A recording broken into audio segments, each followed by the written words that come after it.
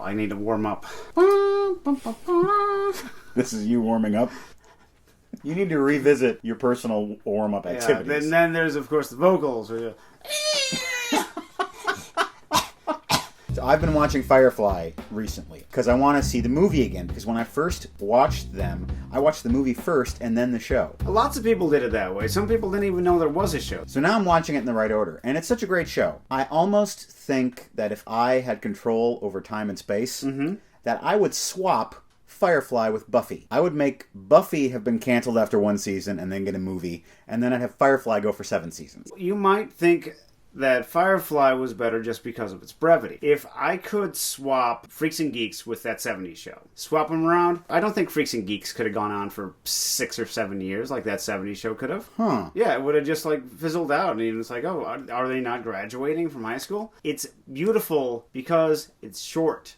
Nothing gold can stay, pony boy. Well, I'd like to just visit that parallel universe then, and watch them all, and then come back to this reality. Should we do that now, Matt? If only this did something. Well, it's cool when we do it at the same time. Yeah, it kind of is. I've got a bunch of movies that I've never seen before. You don't know what they are. Every episode, I'm going to spring one on you. It might be good, it might be bad. We'll watch it and talk about it. Welcome to the basement. Happy 50th episode, Craig. Big 5-0, our Hawaiian episode. And we couldn't be happier to be sitting on the old leather couch watching movies for you good people and having you watch us. And I decided for our 50th episode that one of the viewers should pick the movie that we watch. And I made a plea to our audience to not just pick crazy, wacky movies that are hard to watch, but look into their own hearts and pick movies that mean something to them. And I was delighted to find that so many of the audience did just that. I saw a lot of people's personal feelings. Looking through those lists, I made a list of 60 possible candidates for our 50th episode. And I made a prediction of what I think you will choose. Oh, you think you know my mind that well, do you? After only 50 episodes. For 49. You think you can read my mind? Yes. You Gordon Lightfoot. Like a paperback novel, the kind the drugstore sell. I've been curious about this movie for years, Craig. I've heard from various sources that it's kind of crappy. And then I've heard from other sources that it's kind of not crappy. So I don't know what to expect at all. Go ahead and hate your neighbor, Craig. Go ahead and cheat a friend. But if you do, you'd better watch out for Billy Jack. This is not what I thought you'd pick. Tell me what you thought I'd pick. Tarzan's The Fall. Oh, yeah. Yes. Yeah. That was on the list of 60. I have seen this movie. Oh, okay. Back when I was very young. Well, you know who else saw this movie when they were very young? Mega Tom Awesome, who's the viewer who suggested it. Tom says, I recommend you give 1971's Billy Jack a try. My dad loved it when he was a kid, and me and him bonded over it together. It's kind of odd, but I'd like to hear what you guys think of it. That's just what you're going to hear tonight! Released in 1971, Billy Jack was written, directed, produced, and acted in by Tom Laughlin. Due to contract disputes, the production changed studios from Roger Corman's American International to MGM during the 3 years it took to finish the film. When MGM refused to distribute the film, Laughlin distributed it himself. The film tanked at the box office in '71, but when Warner Brothers stepped in and re-released the film in 1973, it took in over $40 million. In 1971, people just weren't prepared for Billy Jack's brand of justice. This movie features the song One Tin Soldier by the band Coven, or Coven if you're a Milwaukee filmmaker Mark Borchardt. The success of the film rocketed that song all the way up to number 26 on the Billboard charts. It has become a sing-along staple of progressive schools and hippie summer camps ever since. Normally at this point in the show, I give you a gift, but since it's our 50th episode, we're going to exchange gifts. That's right. And we're going to do that at the end of the show. So put on your denim jacket and karate kick your way over to the old leather couch with us as we stand up for the little guy and sit down to watch Billy Jack.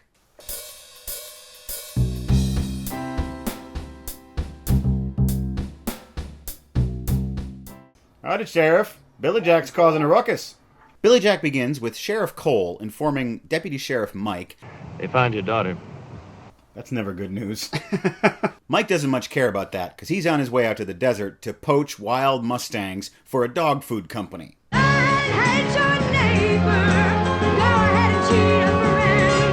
The ringleader of the horse-killing posse is Mr. Posner, the bad guy of the town. It's John McCain's first role. Mr. Posner has a son, Bernard, who's too cowardly to kill one of the horses. But before any of the horses get shot, Billy Jack shows up. Which one of you is the white man with the forked tongue? That's right, Billy Jack, who's half white, half Native American, ex-Green Beret, Vietnam veteran, man of mystery, kung fu fighter. He's a gun-shooting expert. And peacekeeper on the reservation. That is, when he's not kicking ass. After some fancy shooting, Billy Jack runs Mr. Posner and his cronies off. The horses are saved. Deputy Mike, noted horse poacher, comes home to find out that his daughter has been extradited back from evil Haight-Ashbury. My first instinct is to beat the hell out of you. It's also my second and third instincts. And she's pregnant, and she doesn't know who the father is, and she rubs it in his face. I don't know if the father's gonna be white, Indian, Mexican, or black. Watch, his head's gonna explode. And so he rubs his fist into her face. Oh. The doctor realizes that this girl's in trouble, and he's got to send her off someplace safe. Luckily, there's a very strange school right outside of town, being protected by none other than Billy Jack. Which is run by a well-meaning woman named Jean. The Freedom School is a place where kids of any color come to learn whatever and to hang out. They can play guitar, learn filmmaking, and take improv classes. Is this a herald? Maybe learn math sometime off screen. I don't know. Carol has written us a new song about her brother. 2 of them. I beg your pardon, 2 of them. And you'll have to sit through both of them. Off to the war tomorrow. Gong. Your brother is dead. So this is your first song about your brother. Is the second one happier? In your second song, does your brother meet a unicorn? In our discussion, we should write a song about this movie. Despite how great the Freedom School is, people from the town are always harassing them. So the kid's going to town one day. They just want some ice cream, but Bernard and his big hulking buddy Dinosaur Bring me some of that flour over there. pour flour on their heads. He torments everyone, pours flowers on the ones that aren't... Pours flowers. Oh, that would be sweet. That's a Bernard we can get behind. But they just sit there and take it because they've been taught by a pacifist teacher named Jean. When someone's about to dump flour on you, you can move. That's a tactic that you can use to avoid being covered in flour. And where did he get a scoop full of flour from? Off screen. He got it from Hammerspace. Just like where you find anvils in cartoons. I'm allergic to gluten. Billy Jack shows up and he's not happy about this. He's hulking out. Before you try anything, Plenty more flour where this came from. And sends Dinosaur through a glass window. Billy Jack tries to leave. A bunch of guys from the town decide they're going to go and beat up Billy Jack. But not before Billy Jack can beat up a bunch of them. Judo chop! Parkour! Fractured skull. For a while, Billy Jack is beating up the entire town. Next! Yeah, the guy's just standing there with his hands folded, watching what's happening. But then they gang up on him, and they beat up Billy Jack. Sheriff Cole comes in and breaks up the whole thing. Martin, a skinny little kind of wussy kid, Rides a horse incorrectly and breaks his legs. So he gets to go to the hospital. how the hell are we going to find Billy on this reservation? nice blouse, Bernard. Wait, I got a song! There's a deputy who wants his daughter back. Yeah, you remember, Barbara. So they hide Barbara out at Billy Jack's cliffside retreat. There's a meeting of the town council who propose a new law that people from the Freedom School can only come into town on Saturdays. Between the hours of noon and 4 o'clock. Where they will be beaten by the town. This causes an uproar. Finally, it's proposed that the town council come out to the school and see just what it's all about. They do that, and they take an improv class. Oh, it's the audience participation part of the improv show. That always makes me feel uncomfortable. This is a little game called Moving Bodies. Turns out, the town council loves improv. They love the whole thing, how couldn't you? And they start to like this Freedom School. Billy Jack undergoes the snake ceremony. If you pass this test, then you will have a vision. We call it riding the snake to the lake, the ancient lake baby. That involves him getting bitten by a snake a whole bunch of times, and hopefully not dying. And he does it right? Whoa, I'm so high. I'm dead. Martin tries to go into the store to buy some things. Don't get any flour poured on you. But he's set upon by Mike and his goons, who threaten him with a pipe. He better return Mike's daughter, Barbara, or else. Then there is a long skit. I, as a spectator, felt nothing for you other than total embarrassment. I have 2 questions. How long is this going to go on? And 2, what the hell is this? Bernard, Mr. Posner's son, is always trying to prove his manhood in various misdirected ways. He gets a girl in a car and threatens her at knife point. But Billy Jack, as always, shows up in the nick of time. Teach him a lesson, but without really hurting him. How? Why don't you drive his car into the lake? Say what? I said, why don't you drive his car into the lake? Say what? That'll teach him a lesson. So that happens, and it only pisses off Bernard. And so later on, he rapes Gene with the help of his friend Dinosaur. They decide not to tell Billy Jack, because he'll just go off and kill Bernard, and that's not the pacifist thing. Damn your pacifism! Meanwhile, Barbara is unwisely taking riding lessons from Martin, You remember, the guy who doesn't know how to ride a horse. and she falls off the horse too. And so she has to go to the hospital. Turns out she lost the baby. This movie just keeps getting more and more heavy, man. The deputy, because he doesn't know anything about science or how babies are made, The only reason they cremated it was to keep us from knowing that it was that Indian's kid. the baby is obviously an Indian, and it's that broken-legged Martin boy who did it back before she met Martin. It was not an Indian. I told you, I handled it. It was a white fetus. I did a DNA test on it or something. I don't know. But he could tell because he's a doctor. Just wait till it happens to one of your kids. Time travel pregnancy. He's out to find that Martin kid and teach him what's what. They torture Martin. He escapes. He gets tracked down by Bernard. Bernard shoots him in the head, and he dies. Oh, Martin. Always getting into trouble. Billy Jack tracks down Bernard. It may not have looked like it, but I dodged that.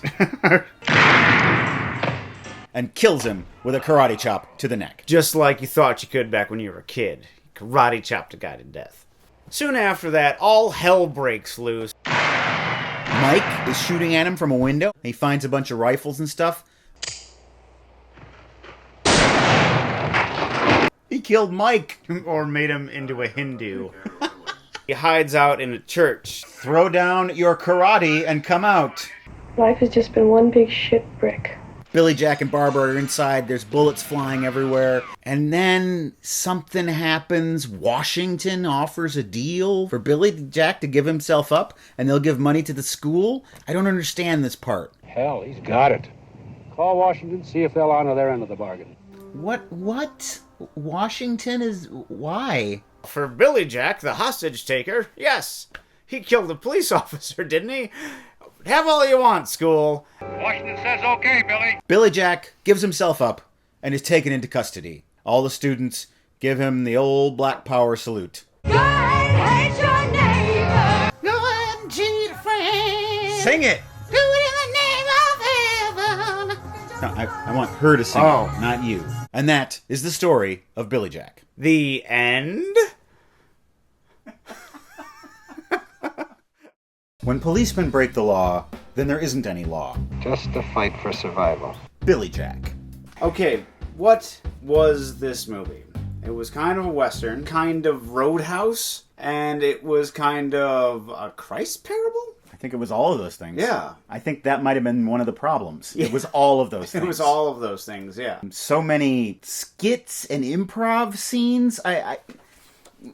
I don't know. This movie could have used a lot more slow motion karate and a lot less tearful speeches and kind of hippie nonsense. Yes, but and, well-meaning hippie nonsense. It's hard not to do the hippie nonsense in 1971. Yeah, but if they could have just reined it in a little. What was the deal with the improv? I don't know. And that robbery skit. And why was the sheriff in it? With a loaded gun.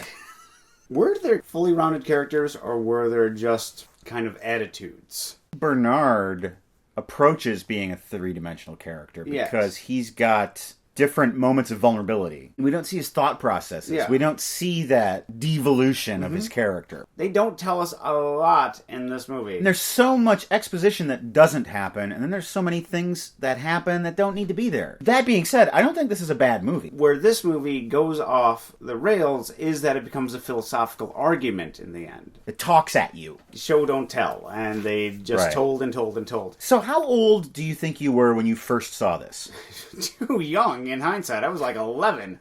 What did you make of that whole rape business? I don't remember that at all. I'm happy for the moments of my childhood that I blocked out. Are we unearthing childhood trauma that you had buried? All I remember was slow motion kung fu. And there's one scene of that. There's one scene of it too. Yeah. Life is just one big shit brick.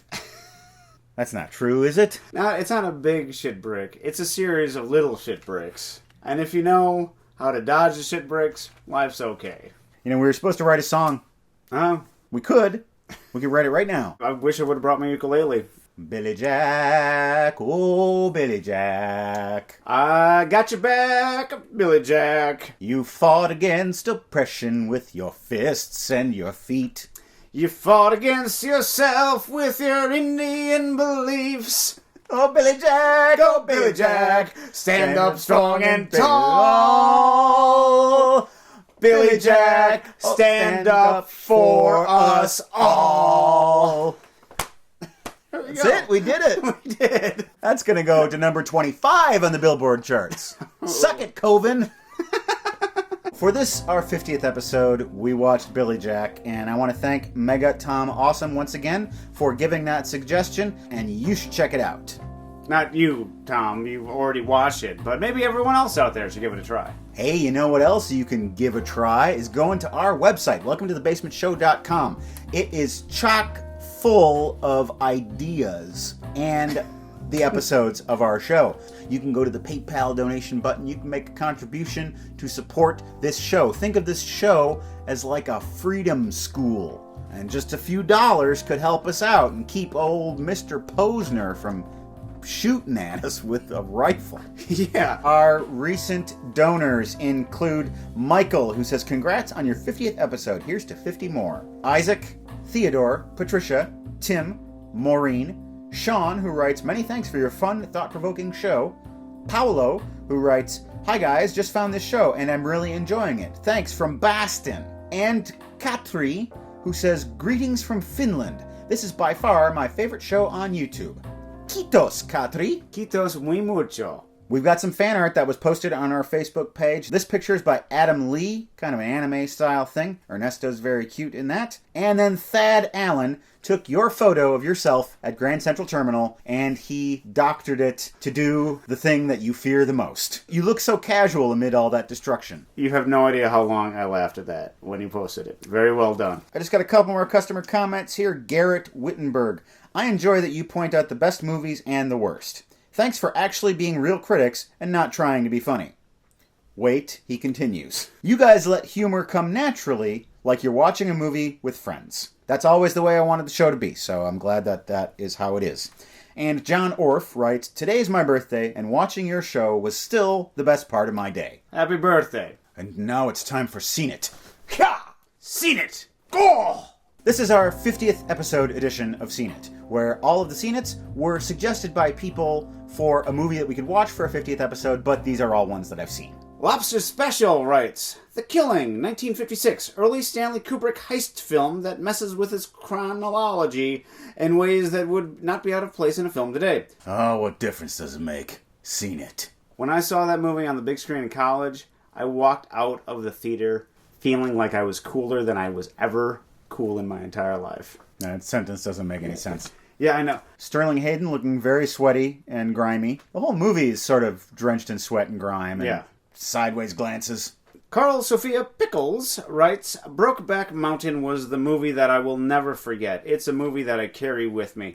I'm with you, Carl Sophia Pickles. Seen it? All these years later, I wonder how Enos is doing. And it lost Best Picture to... No! That's right. Crash. Why do you sully our 50th episode with mentioning Crash? I don't know. The Scary Nymph writes, please watch Mean Girls. Tina Fey is brilliant, and Lindsay Lohan shows she really was a decent actress. You know, before the drug and alcohol problems. Seen it. And she's right. Lindsay Lohan had gone through her whole public meltdown, and then I watched that movie, and it broke my heart, because she was delightful and talented and lovely. You roll the dice when you're a child star. You know who's really brilliant in this movie? Tim Meadows. Have we had this conversation already? No, but I knew you'd say that. The scene where he is talking to the assembled students and he tells them to make some noise, and then they do, and he gets upset about it. That's one of my favorite moments ever in a comedy. The shadow that goes over his face, and also kind of the fear. It's brilliant. Crooked Rascal writes, Wages of Fear. Settle in for a ride, not a comfortable ride, but a long one, assuming you two manage to survive. Directed by France's own master of suspense, Henri-Georges Clouzot. Seen it. This could be the most tense movie I've ever seen. I saw this movie right around the time that Speed came out. And Speed is the opposite of this movie. Because, of course, in Speed, the bus can't go underneath 50 miles an hour.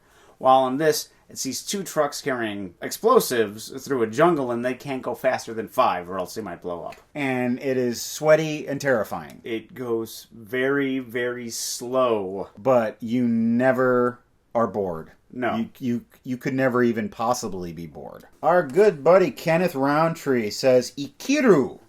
This one inspired me to try to do something more with my life. Seen it. It is about an old man who is dealing with his mortality. Yeah, he's a bureaucrat who finds out that he has stomach cancer and has 6 months to live. It's sad, but it's really inspirational. Yeah. 'Cause it's like, even if you're just this bureaucrat in this tiny little government office, you know you're going to die, you can lie around and moan about it, or you can just do something. Yeah. Even if it's something that's small. Yeah. Something that just makes a difference in some way. So that's Seen It. And that's our show. All right. I had a good time on our 50th episode, Craig. Got a little treat here for us. Hey! Bubbly all around. Here's to our 50th episode. All right. Woohoo! Woohoo! Movies! From all of us here on the show, here's Ernesto. We woke him up from a nap. He's not too happy about that. Craig, Tona, myself. Okay, go away now. Don't claw me to death. We still have some gifts to exchange. Oh. You want to go first or what? Yeah, sure, I'll go first. Oh, look at that. Norman Mailer, Tough Guys Don't Dance. Yes, you can solve the mystery of that movie. Was it actually a good story that was just poorly told? I'm going to put my ass on a pillow. I'm going to eat one potato and read this book. I hope that you will enjoy this and it will help you grow. It's, wow. That's right. I knew you'd never watch it unless I gave it to you. This is something Matt's been on me to watch for as long as we've been doing the show. The story of film An Odyssey by Mark Cousins. One thing I will caution you on, Mark Cousins has a really annoying voice. Oh. But after about 20 minutes or so, you get used to it. And after about 7 hours or so, you actually kind of get to like it. Thank you, Matt. And thank all of you for watching our show and supporting it. 2 weeks from now, episode 51, it's back to business, so no more of this special stuff. I expect good things out of you. For these next 50 episodes, I'll clean up my act. It's about time. All right. More wine? Good night, folks. Good night. When will Billy love me? When will Billy love me? Oh. Keep her away from Billy. Yeah. She is walking, talking jailbait. Damn your pacifism!